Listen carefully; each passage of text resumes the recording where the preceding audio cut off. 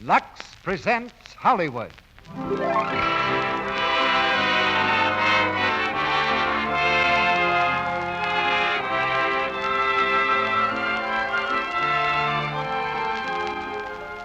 The Luxradiotheatre brings you Ginger Rogers and Frederick March in Bachelor Mother with Frank Albertson.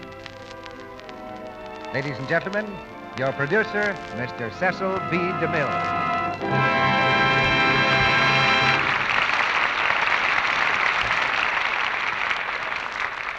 Greetings from Hollywood, ladies and gentlemen. To the young ladies of our modern business world, the lunch hour means a great deal more than just lunch. It may mean a shopping trip, a visit to the hairdresser, a rendezvous, or perhaps an unexpected adventure. And during a lunch hour, the alert young businesswoman is prepared for almost anything to happen. But Miss Polly Parrish in our play Bachelor Mother was just minding her own business when something happened that not only upset her lunch hour, but changed her whole life. One thing led to another in such a gay series of adventures that RKO's picture, Bachelor Mother, turned out to be one of the comedy hits of the year. Although taken by surprise, the modern young woman of our story knew exactly what course to follow. In fact, we take our hats off to the resourcefulness of our modern girls in general. Consider the example sent to me by a member of our audience. It's a clipping from the Birmingham, Alabama News, in which a resourceful young lady advertises, "Girl in need of work at once. Will consider dishwashing if Lux is used." I'll make a bet she got a job with a wise employer. When Lux Flakes is in the dishpan, both Judy O'Grady and the Colonel's lady are sisters in the care of their skin. For the role of the modern young Miss Polly Parrish in Bachelor Mother, our choice was the modern young Miss Ginger Rogers, who played the part with typical ginger and wit on the screen. She comes to us from the set of the new RKO picture, Primrose Path. As David Merlin, the son of Polly's employer, we planned to have Joel McCrae. But Joel was taken ill during the week, and I'm glad to report that he's improving rapidly, and that Frederick March returned to Hollywood just in time to play this role. We've been trying to get Freddie back to our microphone for a long time, but a stage engagement in New York held him there. This week, he begins a new MGM picture, Susan and God, and tonight you'll hear him as David Merlin.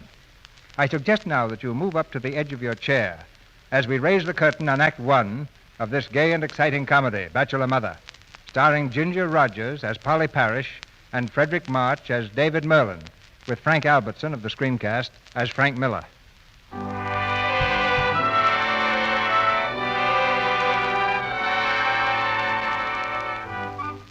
Polly Parrish, young and pretty, is about to lose her job.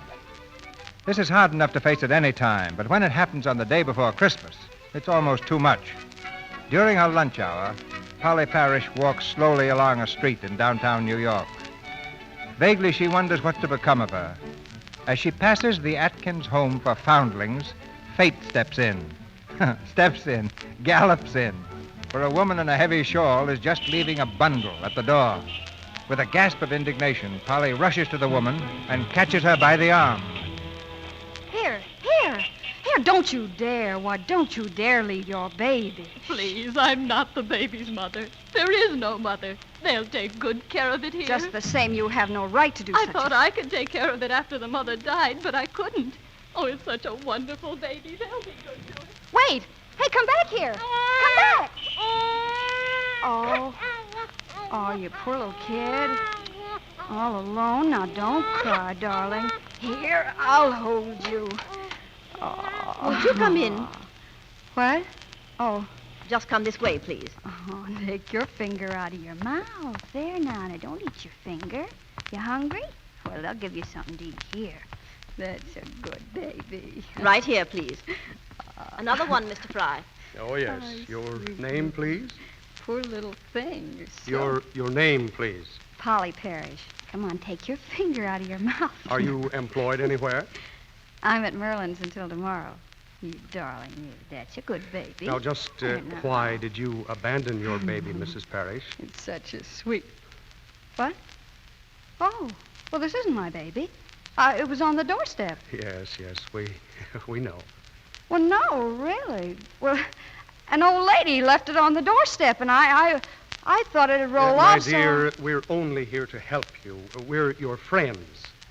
Well, I wish it was mine, but it isn't. I wasn't leaving it. I was just picking it up. Many mothers say babies are not their own, but from experience, we've discovered the wisest thing is to make a clean breast of it. Now, look here. This is ridiculous. This is not my baby, whether you believe it or not. Here, nurse, you take the baby. I'm getting out of here. You see, my dear? When you give the baby to the nurse, it cries. Take it back. Just for a moment. There. Well, my dear, Oh, for heaven's sake. the baby seems to know you. Well, I don't know it. Here, you take it. No. No, let me alone. When I want a family, I'll get married and do it right. Oh, it's pathetic, isn't it? Well, anyway, we know she works at the Merlin department store. Mr. Merlin and his son have always been very charitable. I'll go right over there after lunch.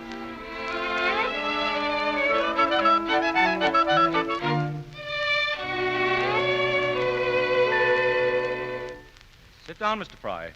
Now, what can I do for you? You are Mr. Merlin, sir? Mr. Merlin the Younger. Was it my father you wanted to see? Oh, no. I'm sure you can take care of this. Well? Mr. Merlin, an employee of yours, a young woman in the toy department, left a baby at the Atkins home today. Oh, I see. And I discovered, on calling your personnel manager, that she was discharged as of tomorrow. She was probably only hired for the holiday rush. Exactly.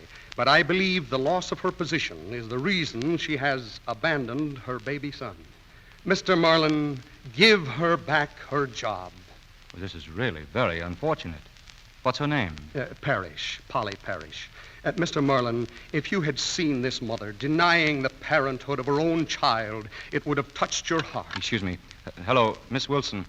Call the toy department and have a girl named... Parrish. Parrish sent up here at once. Oh, it was pitiful, Mr. Merlin, to see the child crying as soon as it left her arms and stopping its crying as it returned to the bosom where it rightfully belonged. Yes, pitiful. And as you may know, it's the home's policy not merely to care for unwanted babies, but to make possible, if possible, the return of the baby to its mother. I think we can arrange that, Mr. Fry. As a matter of fact, I'm almost sure of it. When the girl understands... Good afternoon, madam. Can I interest you in a mechanical duck? You see, it winds up with a key and it No, walks... Henry's much too old for that. Hiya, Polly. How's the girl? Hitting on all six? Hello. Hey, no kidding now, Polly. What are you getting me for Christmas, huh? You wouldn't drink it. Oh, what a day, Ma. She's crazy for me. Go away. Will you get that hand truck moving and bring back some more ducks? We're running low. Oh, now, take it easy. I've been pushing that truck overtime. Say, Polly, I saw you hoofing at the employees' ball, and you got it, babe. Think so? I'll prove it to you. We're going dancing tonight. But I don't feel like it. Is it worth $50?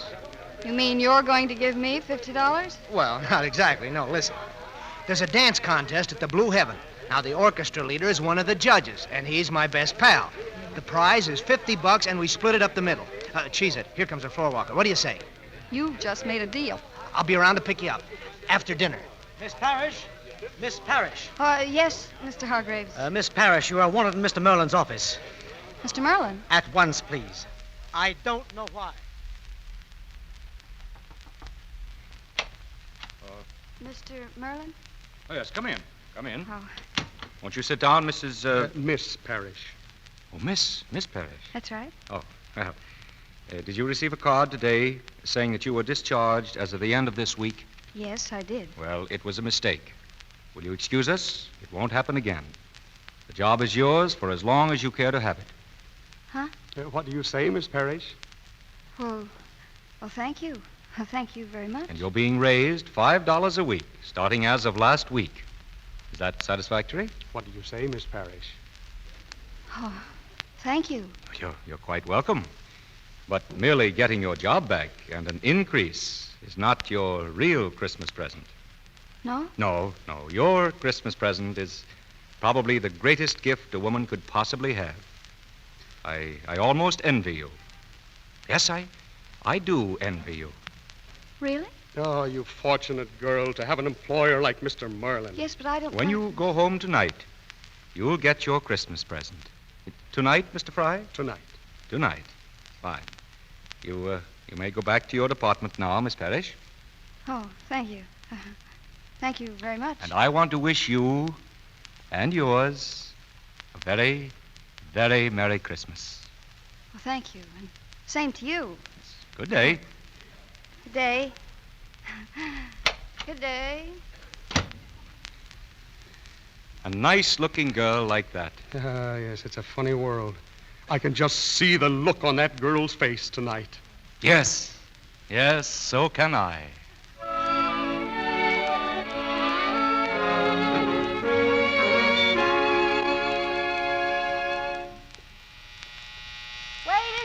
Wait a second. I told you 7 o'clock. Merry Christmas, Miss Parrish. Well, what do you want here? I brought your baby. What? Here you are, my dear. Your Christmas present from John B. Merlin and Son. Christmas present? And what do you say, Miss Parrish? Well, I'll tell you what I say. You take that baby right out of here in this minute. What?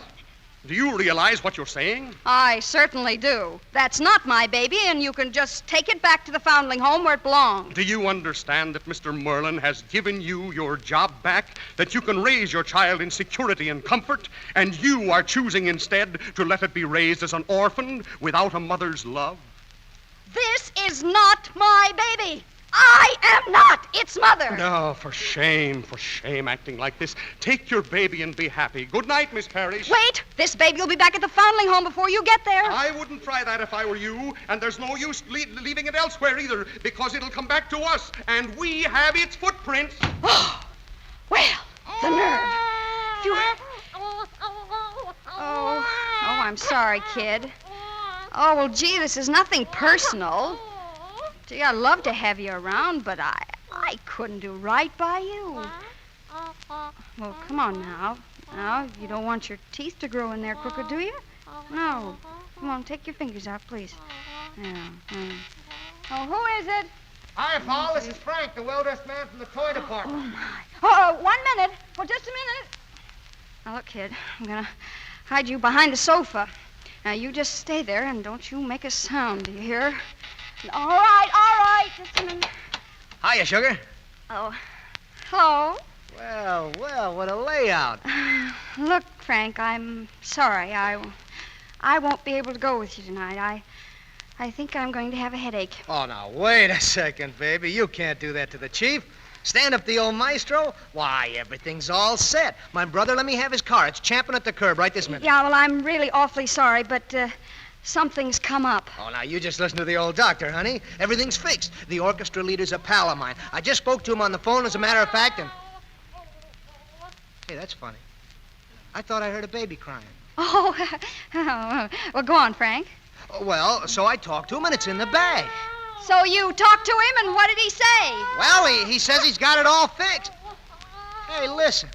I do hear a baby crying. Oh, that's next door. Yes, it keeps me awake sometimes till I think I'll go out of my mind. Oh, that's tough. Oh, yes. You know, it sounds like it's right over here behind the... Holy mackerel! Look, it's a baby, a live baby. Well, what of it? Well, what did it do? Crawl through the wall? Don't be silly. Is it yours? No, it's not mine. Well, where did it come from? I got it for Christmas. Oh. Huh? This Christmas or last Christmas? Now, listen, I don't know what you're thinking, but you're all wrong. Oh, sure. And if you'll wait until I get my hat and coat on, we'll go stepping. Oh, well, now, look, if you've got a headache or if you think you might have one, well, just don't bother. Don't worry, it's all cured, and I've got another little situation to cure when we're on our way. Come on, baby. Hey, wait a minute. You're taking that along with us? Certainly. I've got a little errand to do. We're just going to drop it off someplace. Come on. Oh, listen, this is worse than a blind date. I didn't figure... Pull up over there, Frank. Hey, you certainly picked a nice place anyway. Come to the door with me, will you, Frank?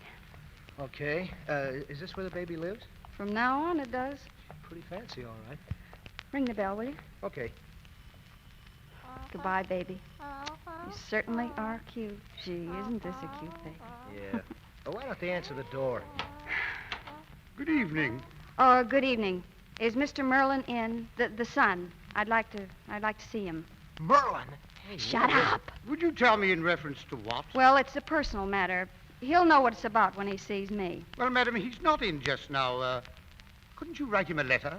Well, I can't take care of this baby. After all, it's his responsibility, and he's got influence, and he got me into this fix. He can just get me out. I'm very sorry, madam. Good evening. Oh, no, you don't. Take this baby. Look here, madam. Just put your hand under its back. That's right. But wait a minute, madam. You can't do I this. just did. Come on, let's get going, Frank. Yeah, let's.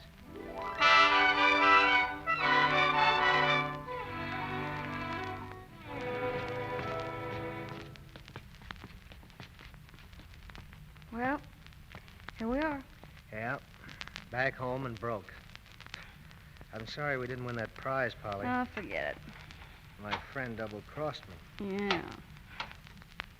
Well, thanks for bringing me home. Oh, wait a minute. Say, Polly, how about giving a fella a little drinky, huh? Sorry, I haven't any liquor here. Well, then, how about letting a fella in for a smoke? I haven't any cigarettes Oh, either. well, I've got the cigarettes. I only need a match. Now, Frank, it's pretty late, and I have to get up early. All I want is a match. You could give a guy a match, can't you? One little match. That'd never hurt you. One little matchy. Come on. Frank, Come get on. out of here. Oh, stop. Get Stop. out. Get out! Who said that? I did. Go on, get out of here. Mr. Merlin. Did you hear me? Yes, sir. Sure. I just... good night, Mr. Merlin. Well, Mr. Merlin, how did you get into my The apartment? landlady was kind enough to let us in out of the cold. I've been here 3 hours. Us? Yes, us. You'll find your child right there on the chair. But I tell you that... Miss Parrish, I followed you tonight, and I came back here to ask you just one question. What possibly could be going on in that peculiar brain of yours that lets you jump around a dance floor like an idiot 10 minutes after you've left your child in a strange home with strange people who, for all you know, could strangle it? Are you through? No. I've seen some low things in my time, but a mother who's just abandoned her child going out to enter a dance contest, that will stand alone in my memory as something revolting. I thought that was pretty revolting myself. Are you interested in knowing what I'm going to do? Would it interest you to know that I am not the mother of that child? And that, to me, is the lowest thing of all. To deny your own child when it cries as it leaves your arms. Those people have experience. They know a real mother when they see one. I'm going to fire you. In fact, you are fired. But that's nothing. I am not the mother of that child. Fine. You're not the mother. As you go from place to place looking for employment, you will discover that no department store in the entire Merchants of America Association will hire you. I'll see to that. But that's nothing. Any employer will ask you for a character reference. In my wildest imagination, I cannot conceive of anyone with a character less deserving of a reference than you. I'll explain your character. Why?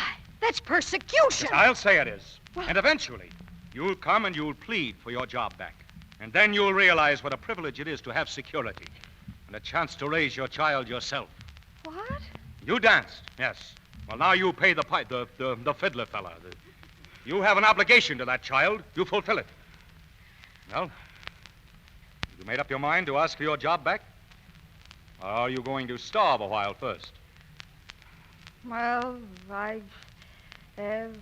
I'll take my job back. Now, that's better. I'm only doing this for your own good, Miss Parrish. As the years go by, you'll realize what a terrible thing I've saved you from doing. But I'm really not as bad as you think. Well, then why did you do it? Well, I had to. There was no one I could turn to. Oh, I see. Well, but isn't there some legal way to make the father support the baby? I don't want anything to do with him. Oh, I see. He used to beat me. No. Yeah. See that scar on my head? Where? Coffee pot. Threw it at me. You poor kid. Yeah. Well, I'll be going now. You'd better get some sleep. Mhm. And don't worry about anything, Miss Parrish. This store is behind you. Thank you, Mr. Merlin. So that's all right. Good night. Good night. Well, baby, what do we do now? Have you got any suggestions? Gurgle, huh? That's fine. Well, I'll think about that. In the meantime, well, thanks for the job anyway.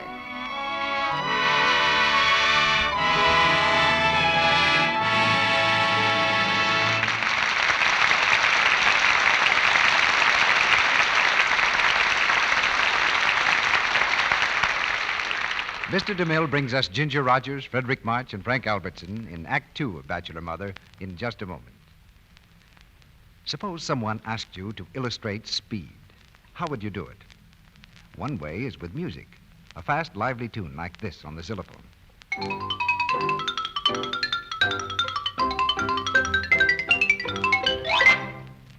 That expresses musically the marvelous speed of new Quick Lux. It's really amazing how fast it is. An added ingredient speeds up the action of Lux Flakes, so you get suds in a second. Try it yourself and see. Just pour out the delicate tissue-thin flakes and turn on the water. Then watch the suds bubble up. Those suds come so fast, it's amazing. In water as cool as your hand, new Quick Lux dissolves 3 times as fast as any of 10 other leading soaps tested. New Quick Lux is not only wonderfully fast, it's thrifty. Ounce for ounce, it gives you more suds than any of the other soaps tested. That's true even in hard water. There are no builders or fillers in new Quick Lux. It's rich, pure soap. Have you tried it yet? Well, your grocer has new Quick Lux now in the same familiar box at no extra cost to you. Women who've used it are so enthusiastic, they keep saying, I didn't think Lux Flakes could be improved. They've always been so wonderful. But now they're even better than ever. don't delay another day. Buy new Quick Lux tomorrow for all your washables and your dishes. Get the generous big box. Now our producer, Mr. DeMille. Act 2 of Bachelor Mother, starring Ginger Rogers as Polly Parrish and Frederick March as David Merlin, with Frank Albertson as Frank Miller.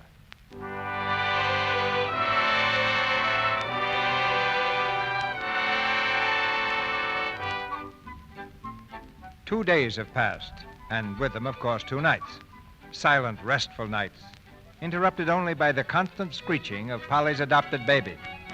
Back at her job in the toy department, Polly is still winding up ducks, but her heart isn't really in her work.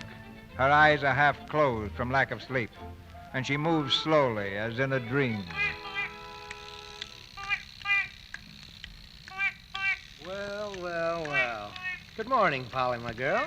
Good morning. Don't talk too loud. You'll wake me up. Why, what's the matter? Haven't you been sleeping? Not for 2 nights. How long can a person go without sleep, Frank? Oh, Polly, listen. You can trust me. I'm the kind of a guy, see nothing, say nothing. How about putting in a good word for me with, upstairs? What's the matter with you? Well, the assistant floor walker job is open right in this department with that little carnation and everything. Now, one word from you and I stop pushing this silly wagon around. What do you say? Miller, get that truck out of the aisle. Yes, sir, right away. Don't let me catch you talking again, Miller. Converse in your own time, not on the stores. Yes, sir. Excuse me, Mr. Hargrave. And Miss Parrish, keep those ducks in motion, please. Yes, sir. Morning, Hargraves. Oh, good morning, good morning. Quite an honor having you visit our department, sir. Oh, not at all. Thank you. Any special reason, sir? Oh, no. Yes. Matter of fact, the new assistant floor walker. I wrote you a memo about it. It's to be a man by the name of, I can't think of it right now, but he's entitled to promotion by seniority. Frank Miller, sir? Yes, that's it. Unless you have some personal objection. Oh, no, sir. No, I'll tell him now, sir. He'll be very happy, sir. Good morning. Good morning. How are you? I'm fine. I can hear you all right, but I can't see you so good. I haven't been sleeping for 2 nights. Why not? The baby's been crying. Is it sick? No, it's just being a baby. Well, now, why don't you have it sleep on its stomach? I read that someplace. That's how they sleep. Do you know how to get a baby to sleep on its stomach? You turn it on its stomach, and then you go to bed. Then the baby turns over and starts to cry, and then you get up and turn the baby over, and then you go to bed again, and then the baby turns over and starts to cry again, and then you get up and turn it on its stomach, and pretty soon it's 9 o'clock and you're winding ducks. Well, but don't any mothers sleep? I'm beginning to think they don't. Well, you'll get on to it. It's a natural instinct. So sleep. Well, then how are you managing? Who takes care of the baby while you work?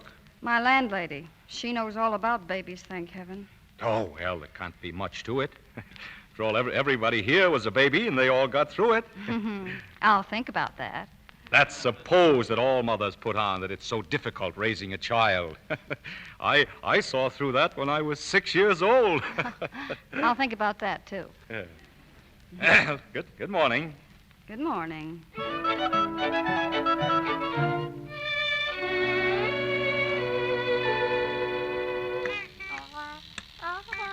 Come on now, baby. Come on and eat your dinner. Yeah. See the pretty duck? Now you watch the duck and you eat your dinner, and before you... Come in. Hello. Oh, well, hello. I was walking through the book department and I saw this book, How to Bring Up Your Baby Scientifically, by Dr. Ernest Eggleman. Greatest thing I ever read. Everything you have to know is right in here.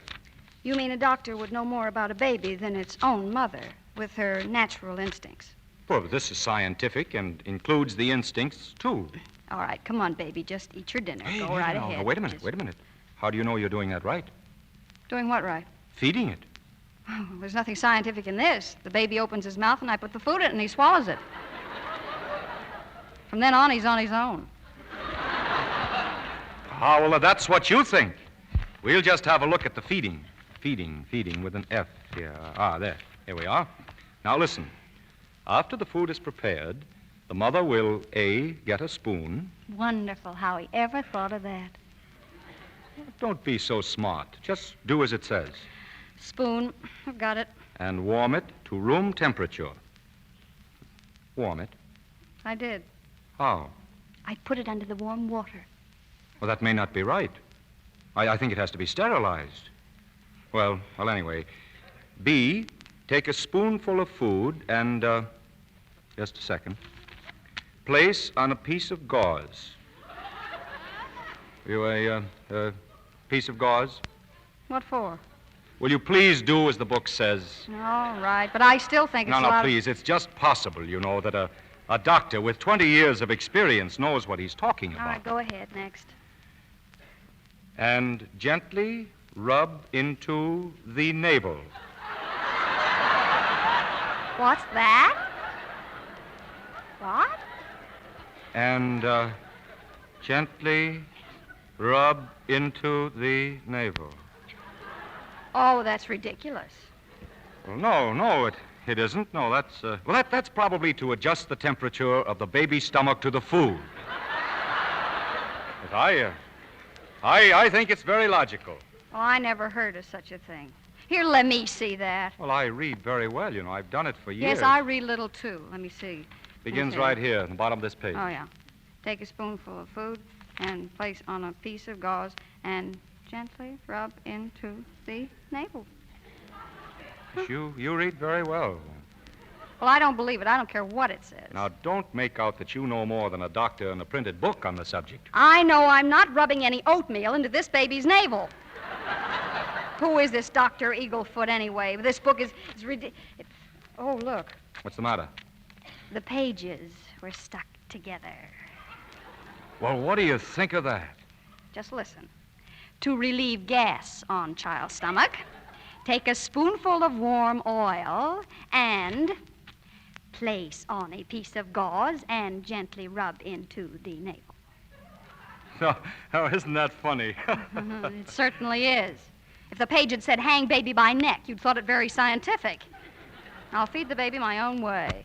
Come on, baby, now eat your dinner. You know, somebody could sue the store for a thing like that. It's a good baby. You might wind the duck, Mr. Whirlin, if you've got nothing better to do. Well, you know, just because those pages stuck together is no reason to condemn that book entirely. Well, that's fine. Now you've broke it. Well, that's a defective duck. Could it be that you wound it too hard? I just wound it normally. This is inferior merchandise. Where'd you buy this duck? John B. Merlin and Son. Oh. Well, that's all right. It's still inferior. Out of 10,000 ducks, one or two can be less than perfect. That's what we have an exchange department for. Just have it exchanged tomorrow. Ha ha. What's the ha-ha for? Nothing. Just ha ha. What's the matter with our exchange department? I only work for you. We never resent criticism. We appreciate it. You won't get angry. Certainly not. What's the matter with our exchange department? They won't exchange anything. Oh, they won't, eh? They only exchanged $60,000 worth of goods last year. You don't have to overdo that flip attitude about the store. It isn't very cute. Just have that exchange tomorrow. No, I'll just throw it away and buy a new one. Well, I'll exchange it for you. Give it to me. Oh, sure, you could probably get exchanged for a grand piano. I'll show you I can have it exchanged without anybody recognizing me. I'll wear dark glasses. I'll disguise myself. And I'll have a new duck for you by 10 o'clock tomorrow morning. What do you think of that? Ha ha.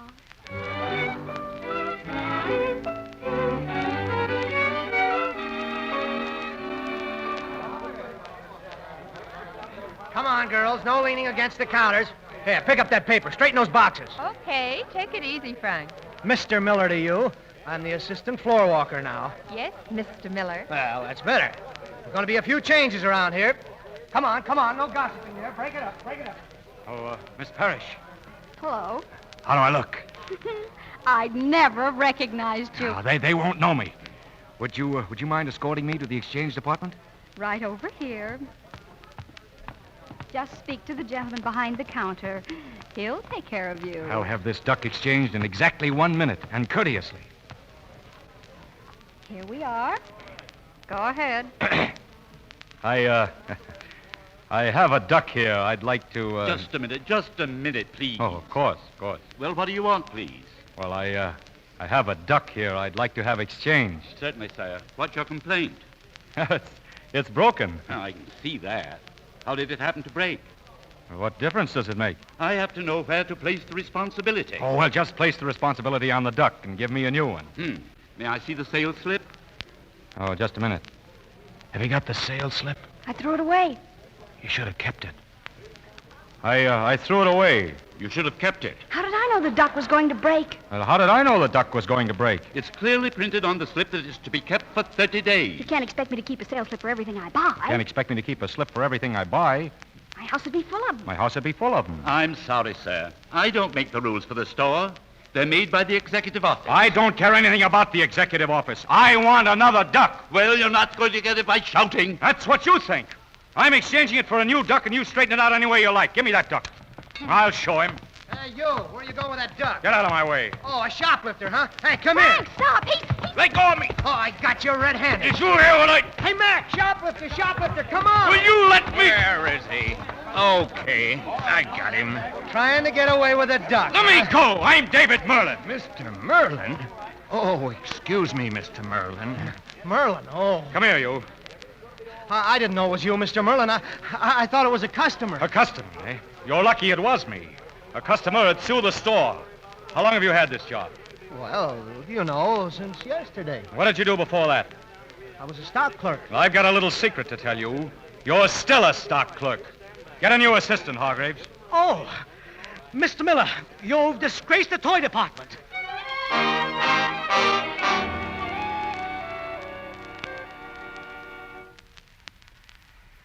Well, here we are, ladies and gentlemen.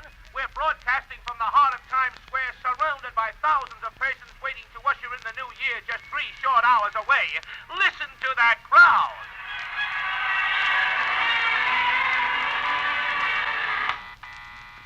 Who is it? Man from John B. Merlin and Son. Oh, well, it's you. Here you are, madam. Your duck. I exchanged it. No trouble at all. Oh, well, come in. I certainly didn't expect to see you tonight. Well, I didn't expect to come here. I was taking my shower, and it suddenly occurred to me you must be having kind of a shabby New Year's. You get dressed. We're going to a swell party. Stood up, huh? Huh? You were stood up. Well, I just told her I'd call back, and then I forgot to do it. Yeah, that's what I thought. Well, I'd like to go, but I just can't leave the baby alone. Oh, the baby. You don't have to devote your whole life to the baby. That's what you told me to do. Well, it's New Year's Eve. Get somebody to take care of it. Get the landlady to take care of it. Oh, wait, there's something else. What? Well, me in a sweater and skirt, and you with a... We'd make half of a very lovely couple. Oh, that's all right. That's all right. I'll take care of the clothes. Yes, how? Stop at the store. Everything you need. Dress, shoes, ermine wrap. You'll be beautiful. But look, these people, your friends. I don't know how to talk to those people. Well, I'll tell you. You just say no to the men, and the girls won't talk to you anyway. Come on.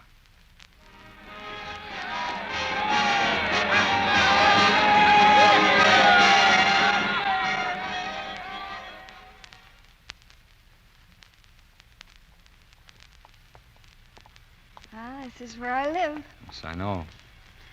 Well, it's been a grand night. Say, I've had a wonderful time. So have I.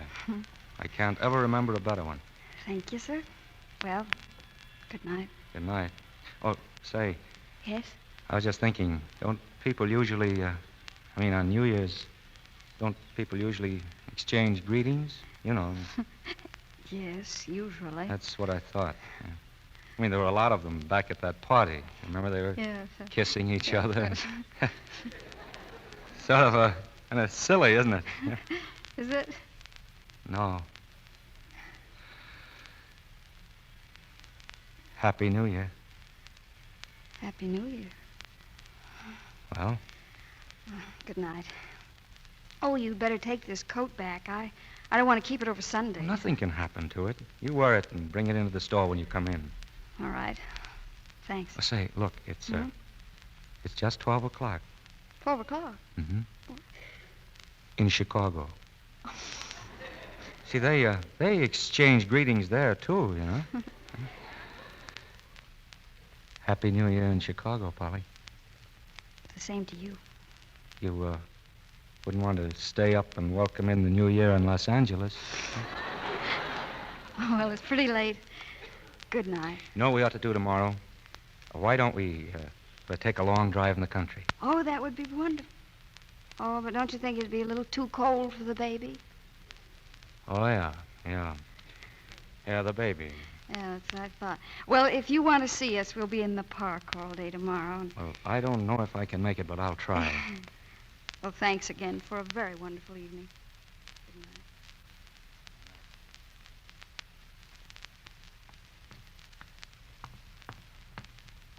night. Hello, Miss Parrish. Oh, Mrs. Wise, thank you so much for minding the baby. Oh, it's nothing. Look so cute he is. Why, he's awake. You waited up for me, didn't you, baby? You wanted to see if I'd come home early, didn't you? He's such a good baby. He didn't cry even once. My Jerome, he's just now 31, used to cry all the time. Well, thank you again, Mrs. Weiss. I didn't think I'd be out this late, though. It's nothing. What else have I got to do? Happy New Year. Happy New Year to you. Oh, is that so? Listen, baby. I think he likes me. Or maybe it's just that I'm hoping. But, baby, I don't think he likes you. Well, now, don't frown. Nobody's gonna come between us. No, sir. No, 'cause you're my fella. Good night, darling. And Happy New Year.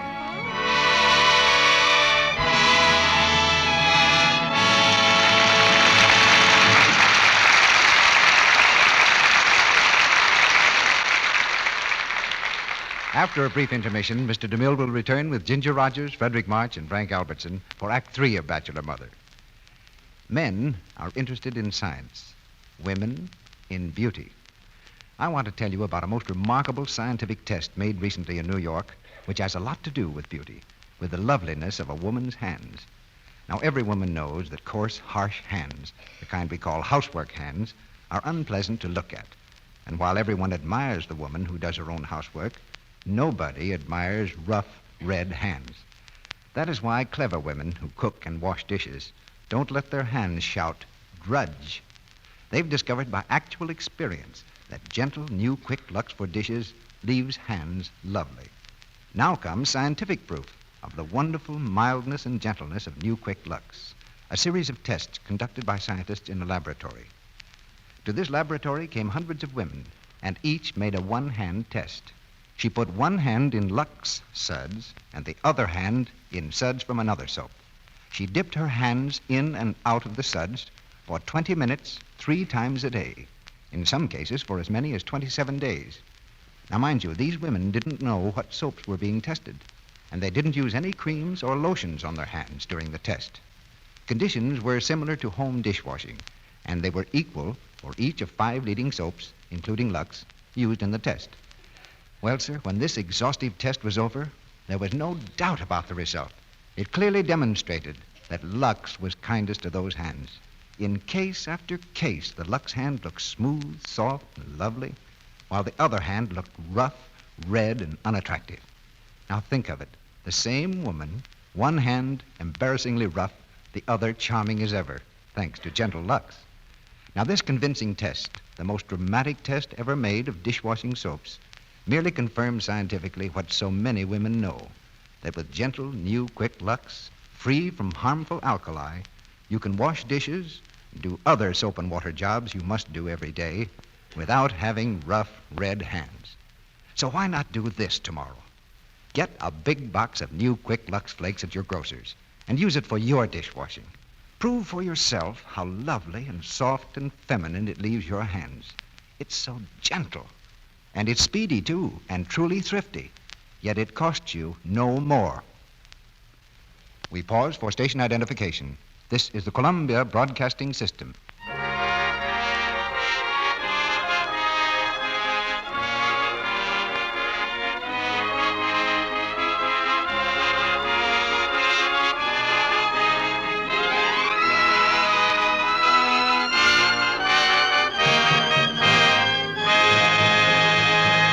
We continue with the third act of Bachelor Mother.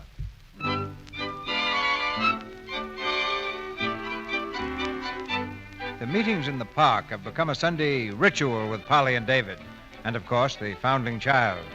But now a new character enters our story, the personification of dignity and breeding, a frock-coated, silk-hatted gentleman, known to the Merlin employees as Old J.B., and to David Merlin as Dad.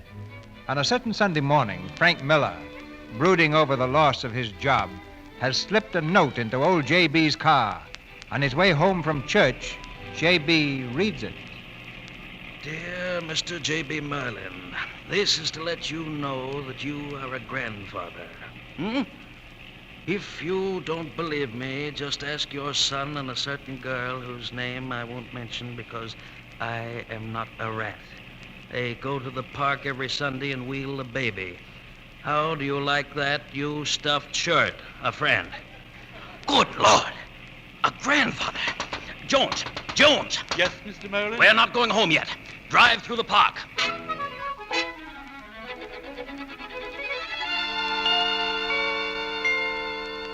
No, you mustn't try to sit up, baby. There, that's a good boy. Look at him. Isn't he darling? Mm-hmm. You know, you've come a long way from the girl who wouldn't even admit it was her own child. You think it's quite a baby now, don't you? Well, you get used to it. You get used to anything if it's around long enough. But this is an unusual baby. Really it is. Oh, I don't know. I guess it's heredity. Oh, yes? Why, what's the matter with me? Oh, nothing. What about the other 50%? Oh, him. Well, if there's anything in heredity, the baby ought to be able to play a wonderful piano. That's quite a quality, yes. He might also get to be the world's best coffee pot thrower. Now, that was unnecessary. After all, you don't know the circumstances. Maybe I was to blame. Never mind. Let's not discuss it. It's none of my business, and I haven't any interest in it anyway. Good morning, David. What, Dad? What are you doing here? Just strolling around, my boy. Just strolling around. Polly, this is my father. This is Miss Parrish. How do you do? How do you do? And who is this? Oh, this is Miss Parrish's little boy. A boy. Would you mind, Miss Parrish, if I was very careful, would you let me hold him just for a moment? Of course. Thank you. Come to your Come to me, little fellow. There. Oh, he's wonderful, isn't he? I'd know that chin anywhere. Why? What's his name, Miss Parrish? Oh, John. John. Well, thanks for that anyway. Is there something I can do for you? No, you've done it, my girl. Here, go to your mother, John. Well, thank you. I wouldn't keep the baby out much longer. I think it's getting chilly. Dad, you're acting very strangely. What's the matter? I'll discuss this with you at home. Goodbye, miss. Goodbye. I'll expect you home in an hour, David. What's the matter with him? I don't... Oh, holy mackerel. He thinks that he... I'll see you later, Polly. Dad, wait!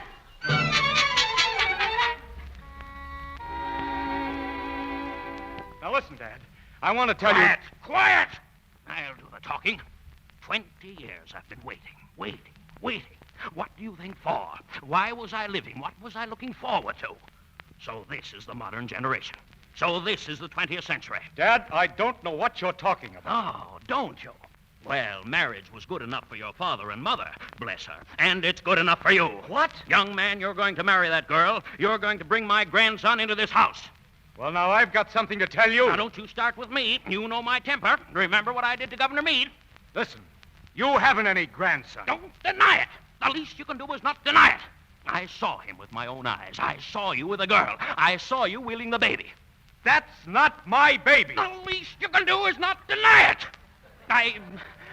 I have other information. A letter from a friend. And if I didn't have it, if I never saw you wheeling him, if I saw that baby on a desert island by himself, I'd know it was my grandson. Why, he looks exactly like me.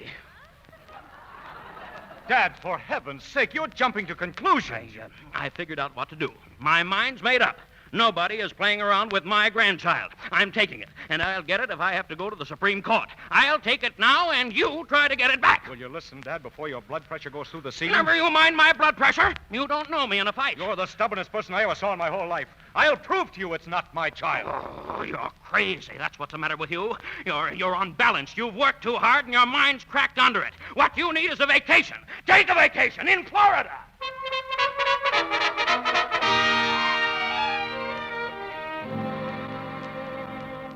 I'd like to see him try it. He can't take that baby away from me. You don't know him, Polly. He's sending for lawyers and investigators. Well, he can't do it. The baby belongs to me. Well, we've got to stop All him. right. But if you could dig up the piano player, it'd be a big help. Well, I can't do that. Well, you'll have to. I mean, when half a dozen lawyers walk in here questioning your fitness to raise a baby... Look, take me to your father. Let me talk to him. I'll convince him. Well, he won't believe you either. He's gone off his head. He even wanted me to marry you. Oh. He wanted to set me up with a ready-made family so he'd have a grandson. I tell you, it's serious. Yes. I would be serious marrying me. No, I didn't mean that. I just... Would you please go? Well, I didn't realize how that sounded. Oh, it doesn't matter. All that matters is that you tell your father to leave Johnny and me alone. Well, I'll do what I can, Polly. Will you please go now? I'm sorry, Polly. Oh, get out!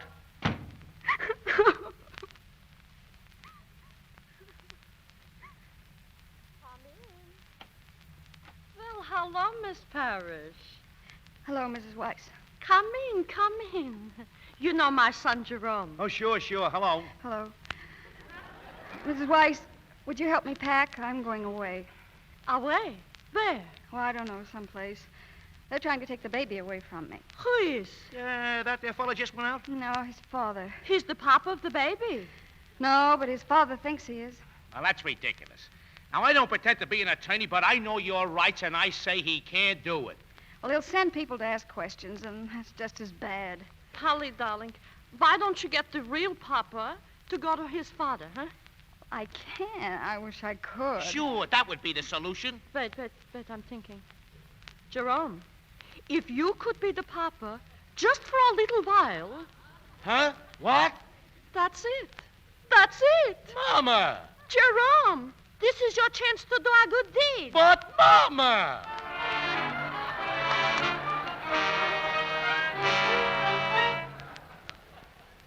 Your name's Miller, isn't it, Frank Miller? Oh, yes, sir. That's me, Mr. Merlin. Let me in. I had a hard job finding you. Oh, Mr. Merlin, if you came about that note, I didn't mean to make any trouble. What note? Nothing. Listen, Miller. Do you know who the father of that baby is? Huh? Who is the father? Well, I don't know anything, Mr. Merlin. Nothing at all. You don't? You sure? No, sir. I don't know. All right. Look, would you like to be an assistant floor walker again? Would I? Then I can fix it for you. Miller, this is your chance to do a good deed.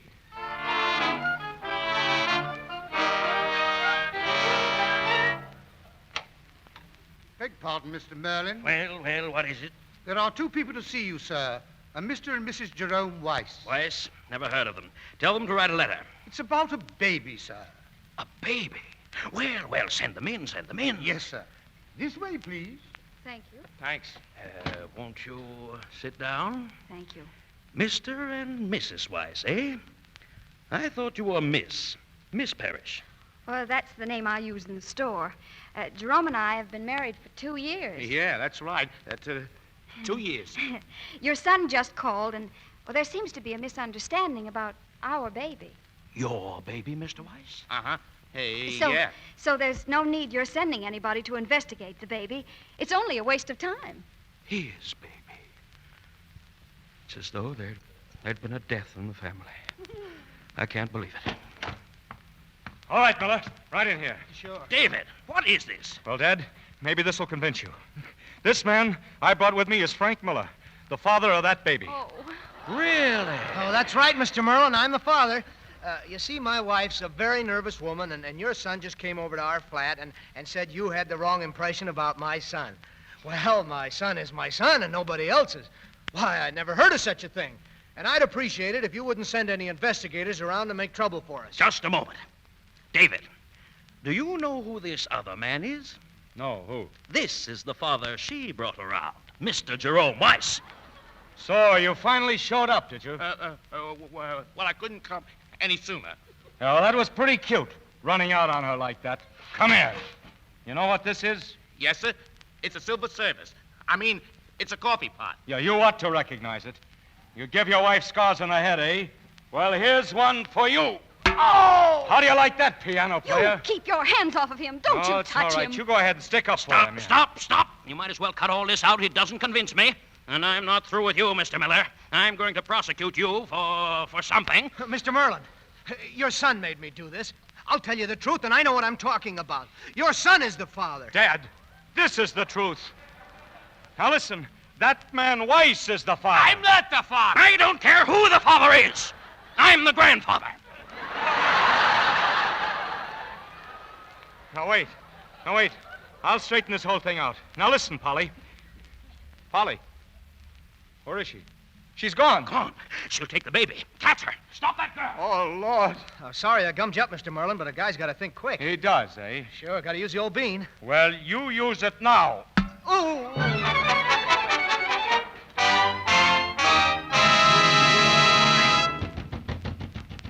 Open this door. Open it, I say. I'll never open it. Get away. All right, and I'll break it down. Get out of here. Go away. Let me alone. Now, You're not going to get this baby. Polly, listen. I'm not trying to take your baby from you. Since you threw me out this afternoon, you don't know what I've been going through.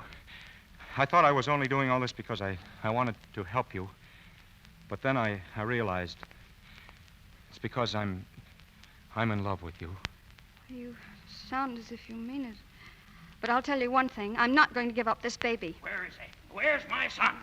Ha! I knew I'd find you here. Dad, I want to confess something. I am the father of that child. Well, those are the first true words that have passed your lips in 48 hours. Where's the baby? Come on, Johnny. We're going home. Yes. Going bye-bye. Yes, sir. You and Grandpa. David, did you mean what you said before? Yes. And you're willing to spend your life with a ready-made family? If the family is you and Johnny. I've got a surprise for you, Polly. We're getting married. Tonight. Oh. You still think I'm the mother of that baby? Oh, certainly. Ha ha.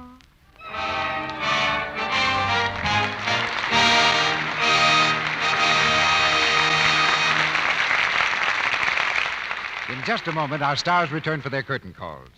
But first, a word to women who want their hands to stay lovely looking in spite of dishwashing. Remember the one-hand tests? They've proved how kind these gentle flakes are to your hands. Yes, and it's just as gentle to your nice things, too. Oh, that reminds me, Sally. Will you read what Mrs. Mayton Britton of New York wrote? I'd be glad to.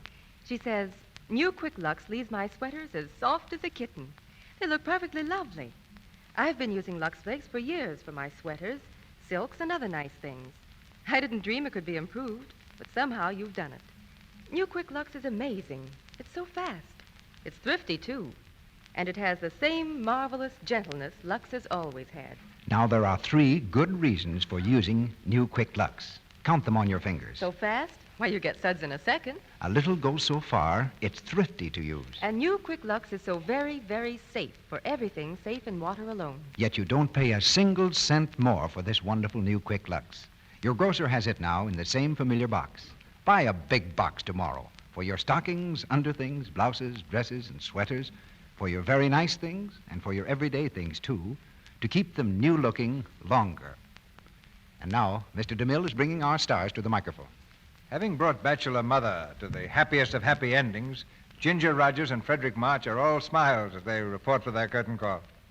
Ginger, I hope you don't always get into trouble when you try to help somebody as you did in the play. Well, once in New York, an old lady dropped her handbag in the subway, and I tried to pick it up for her, and she threatened to have me arrested. Well, I don't think you look like a pickpocket. Why, Freddie, that's the nicest compliment I've had this afternoon. No, seriously, though, there's nothing like a good turn to brighten up the day. Well, like most good ideas, I believe that's in Shakespeare. How far that little candle throws his beams, so shines a good deed in a naughty world. Is he quoting it right, Freddie?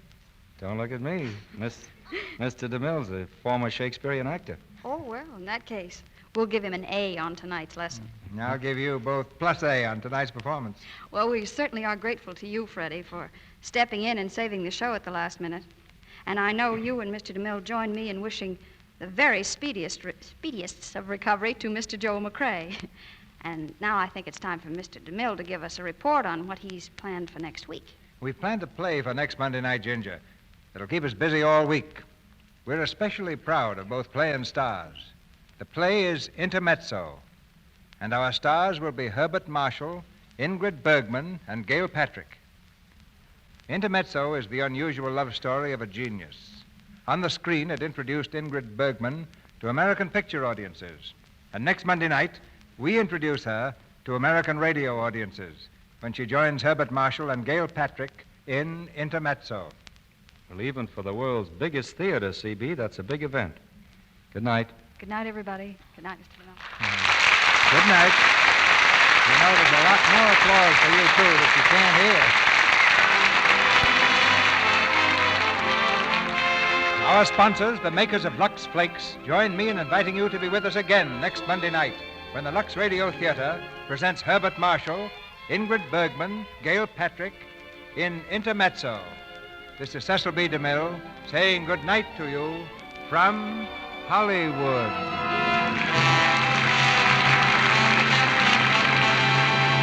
Heard in tonight's play were Lou Merrill as J.B. Merlin, Bea Benaderet as Mrs. Weiss, Emery Parnell as investigator, Edward Marr as Jerome, Martha Wentworth as matron, Ralph Sedan as Hargraves, Thomas Mills as butler, Kenneth Lawton as clerk, Walter White as detective, and Celeste Rush, Audrey Reynolds, and Frank Martin. Ginger Rogers' forthcoming picture is RKO Gregory LaCava production, Primrose Path. Frank Albertson is now working in the MGM picture, Hooray, I'm Alive. Our music was directed by Louis Silvers. We're happy to announce that the radio editors of the United States and Canada have just voted the Luxradiotheatre their favorite dramatic program in the poll conducted by Radio Daily, as well as the recent poll conducted by the New York World Telegram. May we remind you that the March of Dimes has begun. You can help to stamp out infantile paralysis by joining the march. Get a birthday card from the President's Birthday Committee in care of your radio station. And if you can't, mail the President your dimes anyway to help fight this terrible disease. Your dimes and those of your neighbors will help crippled children to walk again. Your announcer has been Melville Ruick. This is the Columbia Broadcasting System.